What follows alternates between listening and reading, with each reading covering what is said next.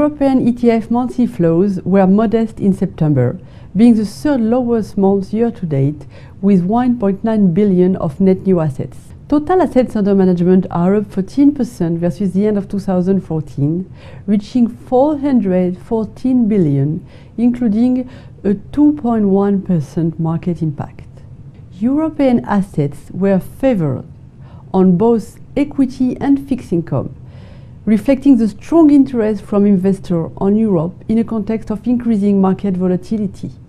Equity ETF net flows were particularly low compared to the levels recorded in the previous 3 months, with 1.4 billion. Investors have favored European equities with 2.7 billion of inflows. This reflects the strong interest from investors on Europe due to attractive valuation, ongoing quantitative easing, with even talk of an increase of this quantitative easing. Interest focuses on regional equity ETF, but also on country ETF, which are still on a record high level, which flows on Germany, Italy, and the UK. US equity were positive, with 421 million of inflows. Flows in the US follow the same trend, although to a lesser extent than European equity flows. Fed rate unchanged, despite solid economic conditions, led investors to keep their position on US assets. Record outflows of Japan equity ETF of 847 million shows that Japan can finally be impacted by the threat of a big China slowdown, all the more so that discouraging economic data put in question whether the policy-driven Abenomics rally has come to an end.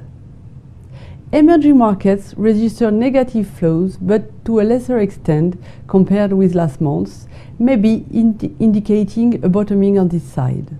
On the fixed income space, flows were overall positive in September 2015, with 671 million. European govies collected the majority of the inflows with 1.1 billion, with German govies registering record inflows over 1 year.